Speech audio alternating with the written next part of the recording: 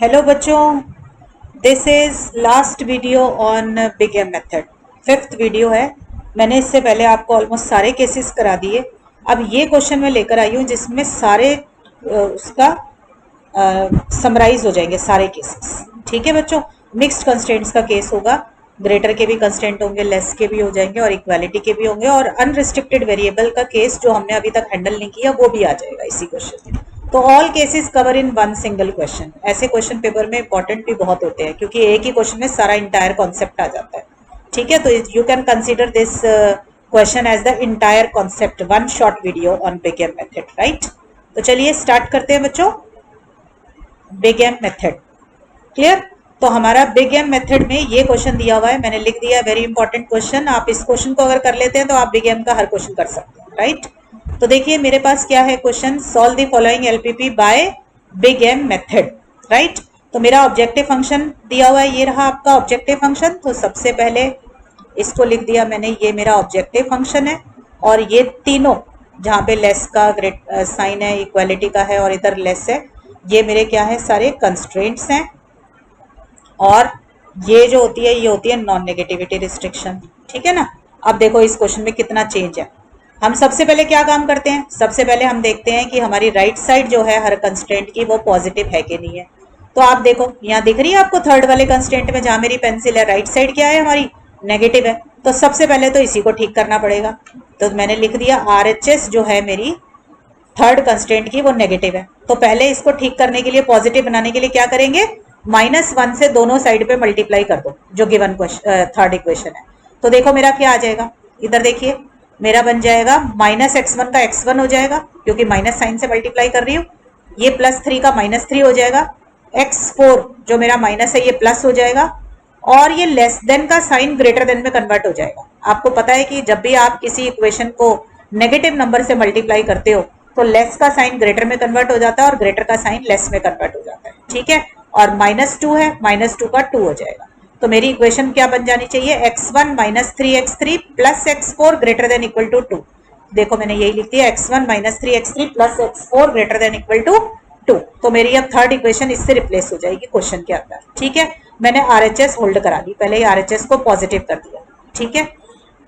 Next देखिए, फिर हम क्या देखते हैं कि हमारा ऑब्जेक्टिव फंक्शन जो है वो मिनिमम का होना चाहिए। चलिए वो तो अच्छी बात है, हमारा पहले ही मिनिमम का था तो ऑब्जेक्टिव फंक्शन में कोई चेंज नहीं करना। ठीक है। तो फिर थर्ड कंडीशन हम क्या देखते हैं, ये देखिए सारे वेरिएबल्स की नॉन नेगेटिविटी रिस्ट्रिक्शन क्वेश्चन में होनी चाहिए। मतलब all the variables should be greater than equal to 0, ये क्वेश्चन में होना चाहिए था। बट हमारा एक वेरिएबल देखो इधर क्या लिख दिया, x3 अनरिस्ट्रिक्टेड। ये x3 क्या है, अनरिस्ट्रिक्टेड इन साइन है। अनरिस्ट्रिक्टेड मतलब ये x3 पॉजिटिव भी हो सकता है और नेगेटिव भी हो सकता है। तो मैंने आपको कहा था कि लीनियर प्रोग्रामिंग तभी सॉल्व होगी जब सारे वेरिएबल मेरे पॉजिटिव होंगे। तो मैंने आपको सिंप्लेक्स मेथड में अनरिस्ट्रिक्टेडनेस कैसे रिजॉल्व करते हैं ये बात बच्चों सिखाई गई है। तो सेम कॉन्सेप्ट मैं यहाँ यूज करूंगी। इधर देखो कैसे यूज करेंगे। अगर x3 अनरिस्ट्रिक्टेड इन साइन है तो हम एक अजम्पशन लेके चलते हैं, सब्सटीट्यूशन लेंगे, x3 equal to x3 dash minus x3 double dash. जो भी वेरिएबल अनरिस्ट्रिक्टेड हो ना उसको इस तरीके से लिख लो। मान लो x2 होता तो लिख देते x2 dash minus x2 double dash. ठीक है। तो मेरा x3 अनरिस्ट्रिक्टेड है तो मैंने लिख दिया x3 equal to x3 dash minus x3 double dash, where ये x3 डैश और x3 डबल डैश दोनों ग्रेटर देन इक्वल टू 0 होने चाहिए। ठीक है। इससे बेटा होगा क्या, देखो क्वेश्चन ने कहा है कि x3 पॉजिटिव भी हो सकता है, नेगेटिव भी हो सकता है ना। अगर मान लीजिए x3 डैश बड़ा है और x3 डबल डैश छोटा है तो बड़े में से छोटा माइनस करेंगे तो पॉजिटिव नंबर आ जाएगा, तो मेरा x3 पॉजिटिव बन जाएगा। अगर x3 डैश छोटा है और x3 डबल डैश बड़ा है तो छोटा माइनस बड़ा करेंगे तो नेगेटिव नंबर आ जाएगा। ठीक है ना। तो x3 की वैल्यू नेगेटिव आ जाएगी। तो मेरा पॉजिटिव और नेगेटिव दोनों केसेस हैंडल हो गए इस वाली सब्सटीट्यूशन से। तो अनरिस्ट्रिक्टेड कभी भी मिल जाए पूरे लीनियर प्रोग्रामिंग के सब्जेक्ट में तो या पूरे ऑपरेशंस रिसर्च किसी भी नाम से इस सब्जेक्ट को समझ लीजिए। तो जब भी लीनियर प्रोग्रामिंग प्रॉब्लम में आपको कोई वेरिएबल अनरिस्ट्रिक्टेड मिल जाए तो उसको इस तरीके से रिजॉल्व कर लिया करो, ये एजम्पशन लेके। ठीक है। x3 डैश और x3 double dash greater than 0 ये लिखना बहुत जरूरी है। तो ये सारे चेंजेस आप अपनी ओरिजिनल टेप क्वेश्चन में कर लो तो हमें क्या मिलेगा, देखो ओरिजिनल प्रॉब्लम में ऑब्जेक्टिव फंक्शन सही लिखा हुआ था क्योंकि मिनिमाइजेशन का था तो मैंने एज इट इज रहने दिया। फर्स्ट कंस्ट्रेंट में क्या था, -x1 + 2x2 -x3 था ना। तो x3 की जगह मैंने क्या लिख दिया, x3 dash minus x3 double dash. जहां मेरी पेंसिल है देखो मैंने x3 की जगह पे क्या लिख दिया, x3 dash minus x3 double dash, बाकी कोई चेंज नहीं किया, सारा एज इट इज लिख दिया।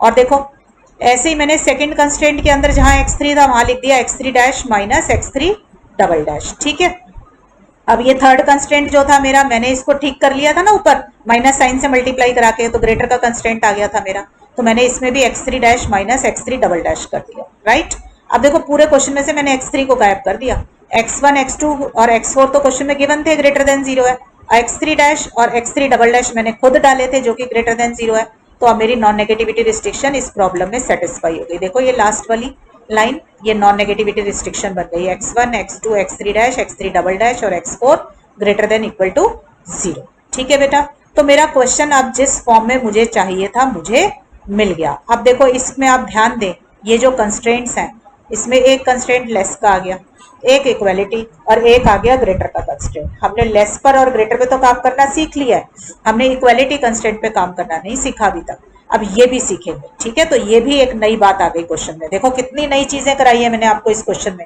राइट हैंड साइड नेगेटिव हो तो क्या करना है, अनरिस्ट्रिक्टेड वेरिएबल हो तो क्या करना है, और अब तीसरी नई चीज सिखा रही हूँ कि अगर इक्वालिटी कंस्ट्रेंट हो तो क्या करना है। राइट, तो देखिए अब हम क्या करेंगे, स्टैंडर्ड फॉर्म लिखेंगे। स्टैंडर्ड फॉर्म में क्या करना है, देखो लेस का कंस्ट्रेंट हो तो स्लैक वेरिएबल ऐड करो। ठीक है, ऐड स्लैक वेरिएबल। ग्रेटर का कंस्ट्रेंट हो तो सरप्लस वेरिएबल माइनस करो, ये बात मैं बहुत बारी बता चुकी हूँ, सरप्लस वेरिएबल माइनस कीजिए प्लस आर्टिफिशियल वेरिएबल ऐड कीजिए। राइट, और अगर इक्वालिटी कंस्ट्रेंट हो तो सिर्फ आर्टिफिशियल वेरिएबल ऐड करो। मैं रिपीट कर देती हूँ बच्चों, अगर लेस के कंस्ट्रेंट हो तो स्टैंडर्ड फॉर्म में सिर्फ स्लैक वेरिएबल ऐड कीजिए, ग्रेटर का कंस्ट्रेंट हो तो सरप्लस वेरिएबल माइनस कीजिए और आर्टिफिशियल वेरिएबल को ऐड कीजिए, और अगर इक्वालिटी कंस्ट्रेंट हो तो सिर्फ आर्टिफिशियल वेरिएबल ऐड कीजिए। राइट, तो अब ये काम करते हैं। देखो स्टैंडर्ड फॉर्म लिखने के लिए मैंने क्वेश्चन को पहले ऊपर से पूरा उतार लिया ताकि आपको समझा सकूं, तो मैंने यही ओरिजिनल प्रॉब्लम से उतार लिया। अब देखो पहला कंस्ट्रेंट क्या है मेरा, जहां मेरी पेंसिल है, देखो लेस का कंस्ट्रेंट है, लेस का कंस्ट्रेंट है तो मैं क्या करूंगी, स्लैक वेरिएबल ऐड कर दूंगी, तो मेरा स्लैक वेरिएबल S1 डल गया। मैंने पहली बार डाला इसलिए 1 सबस्क्रिप्ट, स्लैक था इसलिए S। दूसरा कंस्ट्रेंट देखो मेरा, जहां मेरी पेंसिल है यहाँ पे इक्वालिटी कंस्ट्रेंट है ना, तो ना स्लैक की जरूरत ना सरप्लस की, सिर्फ आर्टिफिशियल वेरिएबल डालना है। अगर मैं कुछ भी नहीं डालूंगी ये सोचकर कि ये तो इक्वालिटी कंस्ट्रेंट है तो कोई चेंज नहीं करना चाहिए, तो बेटा इसकी एंट्री नहीं होगी आपकी टेबल के अंदर, क्योंकि टेबल के अंदर वीबी के कॉलम में वही एलिमेंट आता है, जो वही वेरिएबल आता है जो अंदर आइडेंटिटी मैट्रिक्स बनाता है, तो कोफिशिएंट 1 किसी ना किसी का होना बहुत जरूरी है, इसलिए मुझे स्लैक नहीं डालना, सरप्लस नहीं डालना, सिर्फ आर्टिफिशियल वेरिएबल डालना है। ठीक है, ये नहीं सोचना कि इक्वल टू साइन है तो जरूरत ही नहीं है कि मैडम ने तो कहा था स्टैंडर्ड फॉर्म में सारे कंस्टेंट इक्वालिटी होने चाहिए तो ये ऑलरेडी इक्वल है तो मैं ना डालूं। नहीं, अगर आप नहीं डालोगे तो ये सीबी वीबी के कॉलम में इसकी कोई एंट्री नहीं आएगी, सेकंड वेरिएबल की, सेकंड कंस्टेंट ही छूट जाएगा। ठीक है, अब थर्ड, सॉरी यहाँ पे मैं इक्वालिटी करना भूल गई हूँ, इसको इक्वालिटी कर लो। अब देखो थर्ड कंस्टेंट ये वाला, देखो मेरा जो थर्ड कंस्टेंट है ये ग्रेटर देन इक्वल टू है, ये ग्रेटर का कंस्टेंट है तो सरप्लस माइनस करो, क्योंकि S फॉर सरप्लस और मैंने पहले S1 डाल रखा है तो अब आ जाएगा S2, और साथ में आर्टिफिशियल ऐड कर दीजिए। मैं आर्टिफिशियल A1 डाल चुकी थी तो अब मैंने क्या डाल दिया, A2। ठीक है, इक्वालिटी साइन आ जाएगा। अब मैंने आपको ये भी बताया कि जितने वेरिएबल हम अपनी तरफ से डालते हैं ये सब नॉन नेगेटिविटी रिस्ट्रिक्शन सेटिस्फाई करेंगे, तो मैंने इसका सबका ग्रेटर देन 0 लिख दिया। लास्ट में क्या करते हैं, ऑब्जेक्टिव फंक्शन में इनकी एंट्री कराओ, 0 cost to slack and surplus variable and plus m cost to all the artificial variable. यही बता रखी है आपको, आर्टिफिशियल वेरिएबल का कॉन्ट्रीब्यूशन प्लस m लेना है, जिसकी वजह से इस मेथड को बिग M मेथड बोला जाता है। ठीक है, तो मैंने लिख दिया प्लस MA1 प्लस MA2। ठीक है बच्चों, तो मेरी ये सेट हो गई स्टैंडर्ड फॉर्म। एक बार स्टैंडर्ड फॉर्म लिख ली तो अब तो टेबल सेट करना हमें आता है। ठीक है ना बच्चों, तो अब हम अपनी टेबल सेट करेंगे। टेबल सेट कैसे करते हैं, जैसा आपको इससे पहले मैंने इतनी बार सिखाया, इतनी सारी बिग M की वीडियोस बनाई है 4, उनमें भी सिखाया, और सिंप्लेक्स मेथड की भी 4-5 वीडियोस थी उनमें भी सिखाया। टेबल हमेशा CB VB XB से स्टार्ट हो, तो मैंने लिखा CB VB XB, फिर जो वेरिएबल यूज हो रहे हैं क्वेश्चन के अंदर, ये जो मेरी स्टैंडर्ड फॉर्म है इसमें जो वेरिएबल यूज हो रहे हैं उनको लिखा x1 x2 x3 dash x3 double dash, और फिर मेरा x4 भी था क्वेश्चन में वो भी लिख दिया। जो वेरिएबल हमने इंट्रोड्यूस किए S1 S2 करे और A1 A2 करे उनको लिख दिया। ठीक है, ये सारे लिख दिए। फिर हम CJ का कॉलम भरते हैं। CJ का कॉलम कैसे भरते हैं? CJ में ऑब्जेक्टिव फंक्शन के कोफिशिएंट्स लिखते हैं। तो देखो ये रहा जहां मेरी पेंसिल है, this is my objective function. यहां से आप वैल्यूज उठा लीजिए, अपने कोफिशिएंट्स को उठा लीजिए ऑब्जेक्टिव फंक्शन के। तो देखिए x1 का कोफिशिएंट है 1, तो यहाँ CJ में x1 में आ जाएगा 1। x2 का कोफिशिएंट है यहाँ पर देखो 4, तो यहाँ आ जाएगा 4। x3 डैश है नहीं तो 0, x3 डबल डैश है नहीं तो 0। x4 के लिए कोफिशिएंट है मेरा यहाँ पर देखो -1। s1 का 0, s2 का 0, आर्टिफिशियल वेरिएबल m और राइट। अब क्या करना है, मुझे नीचे कंस्ट्रेंट्स लिखने होते हैं। चलो टेबल में कंस्ट्रेंट्स भरते हैं बेटा। पहला कंस्ट्रेंट देखो, जहां मेरी पेंसिल है, ये मेरा पहला कंस्ट्रेंट है। पहले इसके कोफिशिएंट्स उतार लो। देखो x1 के नीचे x1 का कोफिशिएंट लिखना है, x2 के नीचे x2 का। तो मैंने लिख दिया, ये x3 डबल डैश का 1 है, x4 1, s4 1। अब देखो s2 है नहीं पहले कंस्ट्रेंट में, तो 0, आर्टिफिशियल वेरिएबल भी नहीं है, तो दोनों 0। अब सेकंड कंस्ट्रेंट उतारो, देखो 2x1 और x2 वाला। तो 2x1 x2 की जगह 1, x3 डैश का कोफिशिएंट 2, जो कोफिशिएंट है उसको उसी के नीचे लिख दो। ठीक है, s1 है नहीं तो 0, s2 है नहीं तो 0, a1 1 और a2 0। थर्ड कंस्ट्रेंट उतारा 1, x2 है नहीं तो 0, राइट। x3 डैश क्या है -3, x3 डबल डैश क्या है 3, x4 1, s2 है नहीं, s1 है नहीं, s2 का -1, a1 है नहीं, a2 1। ठीक है बेटा, थोड़ा एक बार ध्यान से उतार लो, क्योंकि पहली टेबल गलत होगी तो आगे तक का सारा काम गलत हो जाएगा, राइट। अब VB के कॉलम में पहले XB भर लेते हैं राइट साइड। राइट साइड क्या होती है मेरी, ये XB बनाती है। तो ये क्या लिखी है, 2 4 और 2, तो लिख दिया 2 4 और 2। अब VB में क्या आता है, मैंने आपको सिखाया है कि आर्टिफिशियल वेरिएबल इंट्रोड्यूस किया तो आर्टिफिशियल, स्लैक किया तो स्लैक आता है। तो पहले वाले कंस्ट्रेंट में मैंने क्या डाला हुआ था, स्लैक वेरिएबल, तो S1 आ जाएगा। दूसरे कंस्ट्रेंट में मैंने क्या डाला है, आर्टिफिशियल, तो आर्टिफिशियल, और तीसरे में भी आर्टिफिशियल है तो आर्टिफिशियल। तो VB के कॉलम में क्या आ जाते हैं मेरे, स्लैक वेरिएबल्स और आर्टिफिशियल वेरिएबल। सरप्लस कभी नहीं आता। क्यों नहीं आता, क्योंकि सरप्लस का कोफिशिएंट -1 होता है, वो आइडेंटिटी मैट्रिक्स बनाने में हेल्प नहीं करता। आप सब चेक कर सकते हैं, ये S1 का कॉलम जहां मेरी पेंसिल है ये, A1 का column this one, and A2 का कॉलम जहां मेरी पेंसिल है ये तीनों मिलकर आइडेंटिटी मैट्रिक्स बना रहे हैं। देखो 1 0 0 0 1 0 0 0 1, तो जो आइडेंटिटी मैट्रिक्स बनाते हैं वो VB के कॉलम में आ जाते हैं। ठीक है बेटा, तो सिंप्लेक्स टेबल मेरी सेट हो गई। अब CB का कॉलम और भर लीजिए। CB को भरने के लिए हम क्या करते हैं, CJ से वैल्यू उठाएंगे। तो देखिए VB यहाँ पे S1 लिखा है, S1 के ऊपर यहाँ पे CJ के कॉलम में क्या लिखा है, 0, तो ये आ जाएगा 0। A1 मेरा M है, A2 भी मेरा M है। ठीक है, अब ZJ कैलकुलेट करेंगे एज यूजुअल। कैसे सिखाया है ZJ कैलकुलेट करना मैंने आपको, जिस भी कॉलम का ZJ निकालना है उसको मल्टीप्लाई कर दीजिए CB के कॉलम से एलिमेंट वाइज। देखो 0 इंटू -1 0, M इंटू 2 2M, ठीक है, और M इंटू 1 M, तो ये कितना आ जाएगा 3 है। ठीक है, ऐसे ही x2 का करिए। x2 का जो कॉलम जहां मेरी पेंसिल है इसको मल्टीप्लाई कर दीजिए CB के कॉलम से, first element with first, second with second, तो ये आ जाएगा आपका M। ठीक है, थर्ड ऐसे ही बाकी सबका भी निकाल लीजिए, तो ये आएगा 2M minus 3M which is equal to -M, तो ये बन जाएगा -2M प्लस 3M, तो ये बना M। ठीक है, तो -2M प्लस M, ये बना -M, राइट। ये 0, ये -M, ये M और ये M। अब ZJ माइनस CJ निकालना है, तो आपको पता है ZJ तो नीचे जो अभी अभी निकाले ये होते हैं, और CJ जो हमने सबसे ऊपर लिखे हुए हैं, ये देखो रेड पेन से 1400, कॉरेस्पॉन्डिंगली माइनस कर दो बेटा, 3M माइनस 1 आ जाएगा, 4M माइनस 4, ठीक है, और ये क्या आ जाएगा -M, दिस इज M। ठीक है, ये आ जाएगा M, और ये क्या था मेरा -M, ऊपर से माइनस किया प्लस आ जाएगा, इधर 0 -M, M minus M, M minus M। ठीक है, सारे ZJ माइनस CJ आपने निकाल लिए। एक बार सारे ZJ माइनस CJ आप निकाल ले तो फिर उसके बाद क्या करना होता है, मुझे चेक करते हैं कि सारे नेगेटिव आ गए कि नहीं आ गए, या अगर कोई भी पॉजिटिव आया तो लार्जेस्ट पॉजिटिव को एंटर करा देंगे। तो देखो बेटा यहाँ पर m का कोफिशिएंट x1 के कॉरेस्पॉन्डिंग जो zj माइनस cj है, इसमें m का कोफिशिएंट है 3, तो ये तो बहुत बड़ा नंबर हो गया है ना, क्योंकि m बहुत बड़ा नंबर है, उसको 3 से मल्टीप्लाई कर देंगे तो और बड़ा हो जाएगा, तो ये तो मेरा पॉजिटिव आ गया। इधर भी m का कोफिशिएंट देखो x2 में, ये भी पॉजिटिव है, पर इधर m का कोफिशिएंट 1 है और उधर m का कोफिशिएंट 3 है, तो जहां m का कोफिशिएंट बड़ा होगा वो मेरा बड़ा पॉजिटिव नंबर बन जाएगा, सॉरी, ठीक है।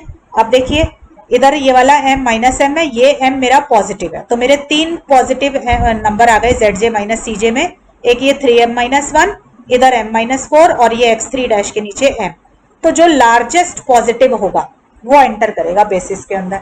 तो लार्जेस्ट वाला कौन होगा? जिसमें m का कोफिशिएंट सबसे बड़ा होगा, तो m का कोफिशिएंट सबसे बड़ा किसमें? 3m माइनस 1 में। तो ये मेरा अब की बारी बेसिस में एंटर कर जाएगा, तो मैं इसके नीचे एरो बना लूंगी और ये जो x1 मेरा आएगा ये मेरा बन जाएगा एंटरिंग वेरिएबल। तो नेक्स्ट टेबल के अंदर मेरा VB के कॉलम में x1 एंटर कर जाएगा और ये कॉलम को मैं क्या बोल दूंगी, जिसको मैंने सर्कल किया है, पाइवेट कॉलम, ठीक है। अब x1 अगर एंटर करेगा तो रिप्लेस कौन करेगा इसको, किसकी जगह पर आएगा? तो इसके लिए निकालेंगे रिप्लेसमेंट रेशियोज। रिप्लेसमेंट रेशियो का फॉर्मूला है XB upon pivot column greater than 0, ठीक है। तो ये रहा बच्चों मेरा XB का कॉलम जहां मेरी पेंसिल है, इसको डिवाइड कर दीजिए पाइवेट कॉलम से जिसको मैंने सर्कल कर रखा है। तो देखो नेगेटिव है तो वैल्यू नहीं निकलेगी, इसको मैंने छोड़ दिया, ये बहुत बारी कर चुके हो। इसकी कैलकुलेट करी तो ये बना 4/2, तो ये बन गया 2 और ये बना 2/1 विच इज 2, राइट। अब देखो बेटा रिप्लेसमेंट रेशियो भी 2 बराबर आ गई है। अगर 2 रिप्लेसमेंट रेशियो बराबर आ गई तो आपकी मर्जी, जिस मर्जी को एलिमिनेट कर दीजिए, ठीक है, जिस मर्जी को कंसीडर कर लो। मैंने ले लिया ये वाला, राइट, ये वाला। तो ये किसके कॉरेस्पॉन्डिंग है? देखो A1 के कॉरेस्पॉन्डिंग है, ठीक है बच्चों। तो मैं A1 वाले को मार्क कर दूंगी ऐसे, ये मेरी बन गई पाइवेट रो, ठीक है। So this is my pivot row, clear. और अब क्या पता चला इसका, A1 क्या बन गया मेरा? Outgoing variable. तो नेक्स्ट टेबल में A1 की जगह पर क्या आ जाएगा? x1 आ जाएगा, राइट। तो नेक्स्ट टेबल में मैं VB के कॉलम में क्या लिख दूंगी? S1, A1 की जगह लिख दूंगी x1, तो S1, x1 और A2, राइट। एक चीज और नोटिस करनी है कि मेरा पाइवेट एलिमेंट क्या है? ये 2 which lies in the pivot row and pivot column. तो मैं ये बातें लिख देती हूँ यहाँ पे। मेरा x1 is the entering variable, ठीक है बच्चों, और A1 is the outgoing variable, ठीक। और मेरा पाइवेट एलिमेंट क्या निकल कर आया है? 2। अब ये सारी चीजें नेक्स्ट टेबल में ठीक कर लेते हैं। तो मैंने टेबल फिर से बनाई, CB, VB, XB, X1, X2, X3 dash, X3 double dash, X4, S1, S2। अब आपने देखा A1 डिपार्ट कर गया है, तो A1 का पूरा कॉलम गायब कर देंगे, क्योंकि हमें अब उसकी जरूरत नहीं है, वो आर्टिफिशियल वेरिएबल है। हमने उसको सिस्टम में डाला था ताकि हमें आइडेंटिटी मैट्रिक्स मिल जाए। अब वो हमारा काम हो गया, हमारी टेबल चल चुकी है, A1 चला गया तो उसको जाने दो, उसका कॉलम ही हटा दिया हमने, ठीक है। और यहाँ पे हम लिखते हैं CJ आप सबको पता है पूरी टेबल में कभी चेंज नहीं होते, वो तो एज इट इज रहते हैं पूरे क्वेश्चन के अंदर। तो मैंने CJ को एज इट इज लिख दिया यहाँ पे। और मेरा VB के कॉलम में क्या आ गया था? A1 की जगह पर x1 आ गया था, ठीक है। तो A1 की जगह पर x1 लिख देंगे, बाकी के वेरिएबल अपनी जगह पर एज इट इज रह जाएंगे, ठीक है। चलिए अब कॉस्ट कहाँ से लिखते हैं?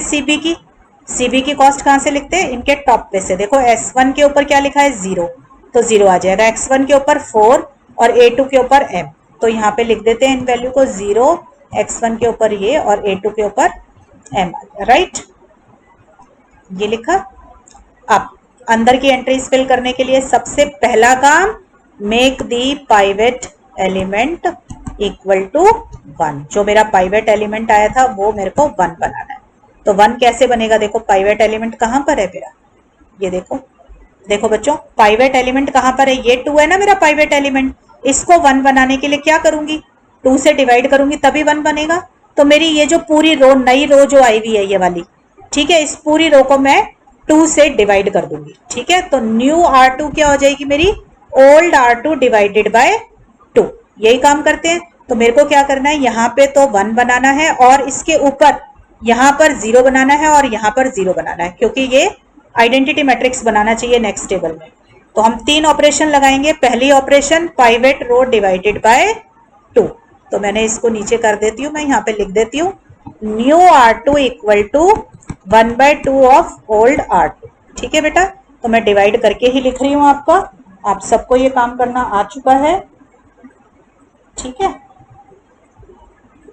मैंने किसको लिया था, अच्छा इसको लिया था, तो 4/2 2 2/2 1, एक मैं लिख देती हूँ 2 से डिवाइड करके, तो ये 1/2 2/2 -1 0 0, और मेरा A1 चला गया था ना, तो A2 था, तो 0/2 0 हो गया। ठीक है, अब देखो बेटा, मुझे क्या करना है, न्यू R1 निकालनी है। तो न्यू R1 क्या होगी मेरी, ओल्ड R1 माइनस जिस एलिमेंट को मुझे 0 बनाना है वो लिखूंगी, और साथ में न्यू जो मैंने अभी अभी रो बनाई है, पाइवेट रो ठीक कौन सी करी है, R2 खड़ा है ना, तो न्यू R2। देखें जरा ओल्ड R1 में कौन सा एलिमेंट है जो मुझे 0 बनाना है, देखो इधर ध्यान से सब बच्चे, ये देखो ये रहा, मेरे को यहाँ पे 1 को 1 के यहाँ पे 1 बनाया, तो इसके ऊपर 0 बनाना ना, तो पाइवेट कॉलम के अंदर पाइवेट एलिमेंट को 1 बनाते हैं और उससे ऊपर नीचे सारे 0, तो मुझे इस वाले -1 को 0 बनाना है, तो मैं इस -1 को वहां लिख लूंगी, और ये जो वैल्यूज है ओल्ड R1 के नीचे ओल्ड R1 की वैल्यू लिखूंगी, 2 -1 2 -1, ये वैल्यू। आप सबको ये ऑपरेशन लगानी आती है, तो देखिए हम लगा देते हैं इसको यहाँ पे, तो ये मेरा जिसको 0 बनाना था उसको लिख लिया। अब ओल्ड R1 के नीचे ओल्ड R1 के एलिमेंट्स लिखेंगे, 2 -1 2 -1 1 1, ठीक है, S1 S2 0 है, A1 मैंने हटा दिया, A2 plus plus plus, right. New R2 के अंदर नई R2 के एलिमेंट्स लिख देते हैं हम, हमारे क्या एलिमेंट्स आए हैं, 2 1 1/2 2 1 1/2, ठीक है, 2 1 1/2 1, और ये आया -1, फिर आया -1, फिर आया है 0, फिर आया 0, और ये 0। ठीक है, इसको सॉल्व कर लो।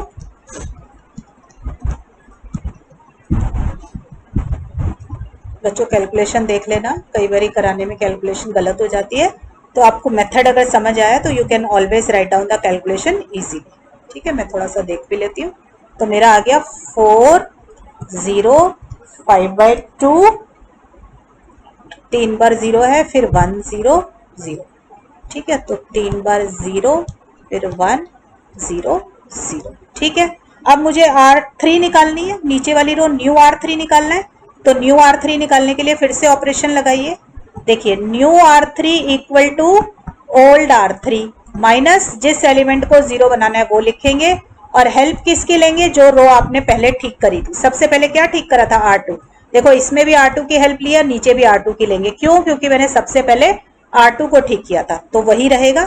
तो अब ये देखिए ओल्ड R3 के नीचे ओल्ड R3 के एलिमेंट लिख लो, तो पुरानी टेबल से मैंने ओल्ड R3 के एलिमेंट लिए, 2 1 0 -3 3 1 0 -1 और 2, ठीक है, minus minus minus minus minus minus, और वो क्या एलिमेंट था जिसको 0 बनाना था, 1, तो न्यू R2 के नीचे न्यू R2 के एलिमेंट्स लिखेंगे, तो वो है 2 1 1/2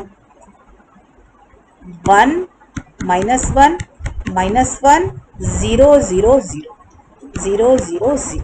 ठीक है बेटा, सॉल्व कर लीजिए इसको, क्वेश्चन लंबा है बट कॉन्सेप्ट सारा कवर हो रहा है इसलिए मैंने करा दिया। ठीक है, -1 और ये आ गया 2। अब इन वैल्यूज को ऊपर रिफ्लेक्ट कर लेते हैं, 0 0 -1/2 0 0 -1। So let me fill up these values. A2 के कॉलम में बच्चों वैल्यू फिल कर लेते हैं, 0 0 -1/2 -4 4 2 0 -1 1। ठीक है, अब इनका ZJ निकाल लो बेटा, जिस भी कॉलम का ZJ निकालना है उसको CB के कॉलम से मल्टीप्लाई कर दें, तो ये क्या आ जाएगा हमारे पास, 0 × 0 1 × 1 m × 0, तो ये मेरे पास 1 आ गया। ऐसे ही बेटा जैसे हमेशा कैलकुलेट करते हैं, बाकी की वैल्यूज़ को भी कैलकुलेट कर लेते हैं हम लोग। तो ये मेरा ऐसे आ जाएगा। अब तो सबको कैलकुलेट करना आ गया होगा। ZJ, now ZJ minus CJ है, तो ये जो ZJ निकले उनको ऊपर जो CJ लिखे हैं उसमें से माइनस कर दीजिए। तो मेरे पास ये आ जाएगा this one, 1 minus 4m minus 0, 1 minus 4m minus 1 plus 4m as it is, ये बचेगा 2m, 0 माइनस m और 0। अब बेटा फिर से देखेंगे कि कोई भी पॉजिटिव होगा तो उसको एंटर करेंगे, अदरवाइज हमारा आंसर आ गया। तो आप ये देखिए सबसे पहले m का कोफिशेंट कहाँ कहाँ पे पॉजिटिव है। तो ये देखो मेरे पास -1 प्लस 4m यहाँ पर और 2m यहाँ पे दो जगह पे m का कोफिशेंट पॉजिटिव है, तो इसका मतलब यही दोनों ZJ माइनस CJ मेरे पॉजिटिव है। तो मैक्सिमम पॉजिटिव चाहिए तो 4m बड़ा होगा 2m से, तो 4m को कवर कर लिया, ठीक है ना। So this x3 double dash is my entering variable now, ठीक है। x3 double dash is the entering variable and the corresponding column is called pivot column. अब हम रिप्लेसमेंट रेशियोज निकालेंगे, क्योंकि जब एक एंटर कर रहा है तो दूसरे को डिपार्ट भी करना पड़ेगा।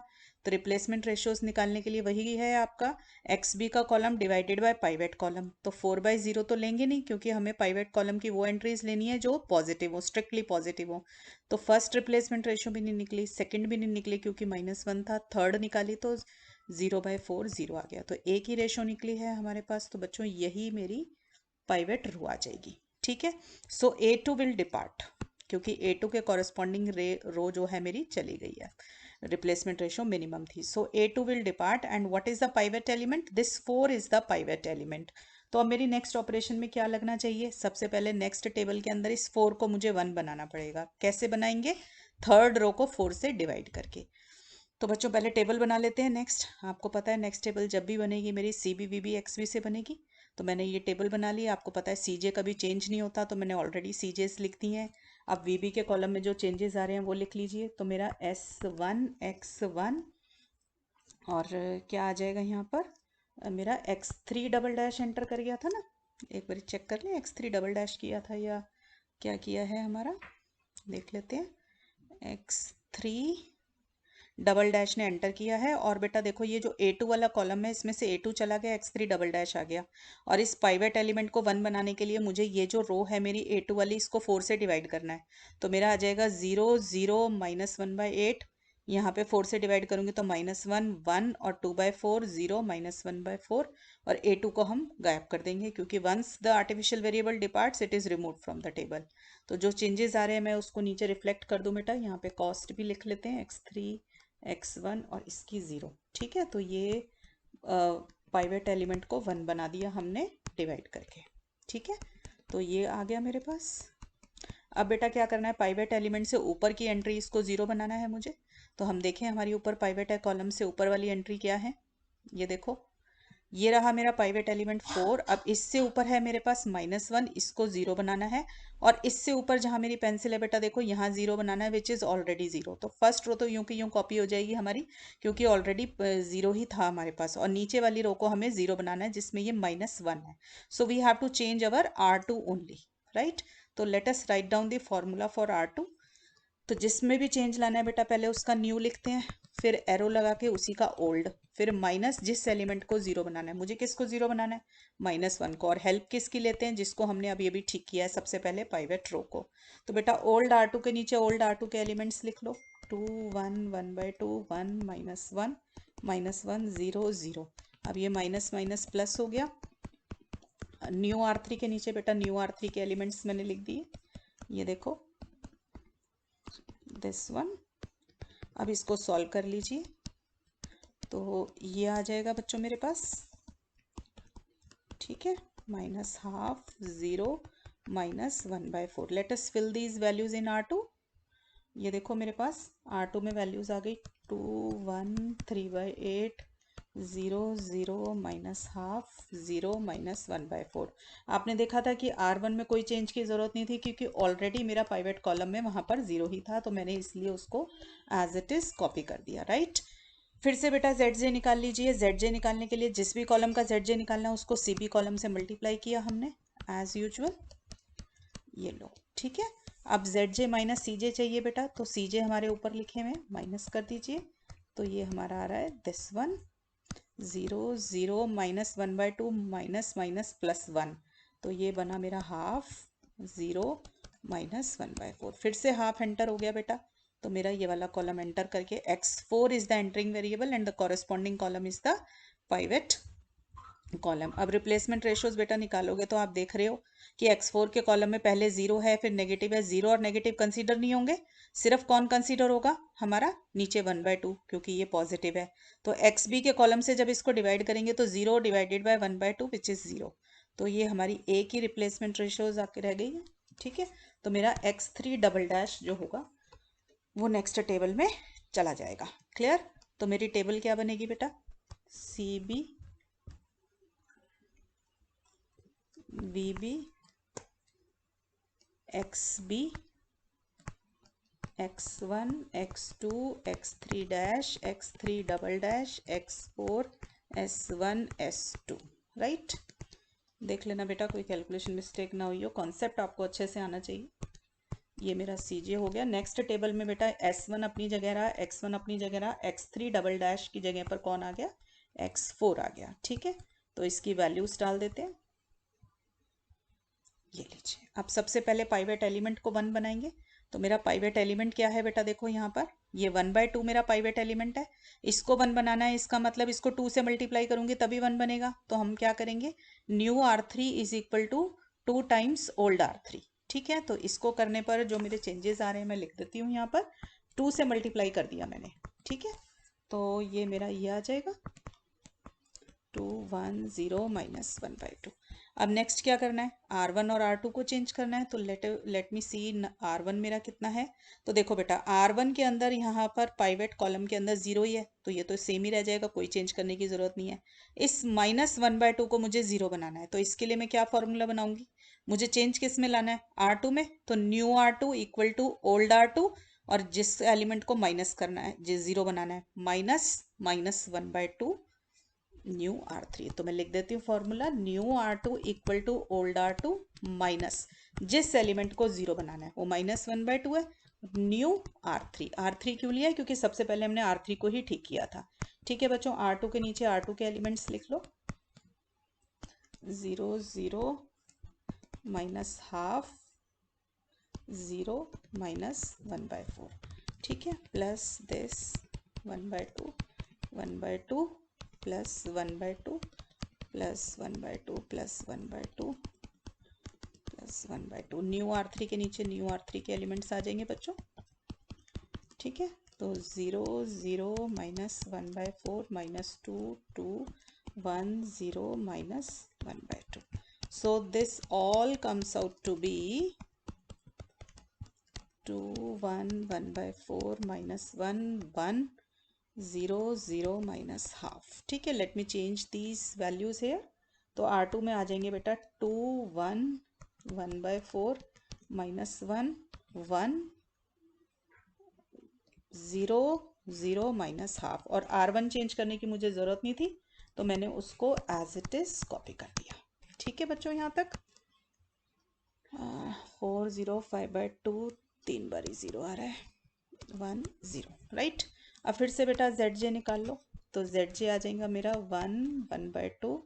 सबको पता है ZJ कैसे निकालना है, जिस भी कॉलम का ZJ निकालना है उसको लास्ट वाले कॉलम से मल्टीप्लाई करना है। तो ZJ माइनस CJ निकाल लो अब यहाँ पर, जैसे हमेशा निकालते आए हैं। ठीक है, अब देखो बेटा फिर से एक 1 आ गया पॉजिटिव नंबर, तो इसको फिर से एंटर किया तो ये बन गया पाइवेट कॉलम। नाउ सी, मैं एक भी रिप्लेसमेंट रेशो नहीं निकाल सकती, क्योंकि या तो नेगेटिव है मेरे पास पाइवेट कॉलम के अंदर या फिर 0 है। तो no replacement ratio can be calculated. It means that we are able to enter a variable but there is no departing variable. और दूसरी चीज़ क्या नोटिस करी हमने, कि हमारे पास आर्टिफिशियल वेरिएबल सिस्टम के अंदर नहीं है। तो जब ऐसा केस हो तो हमारा क्या होता है, हमें लिख देती हूँ यहाँ पे, since there is a entering variable but no departing variable.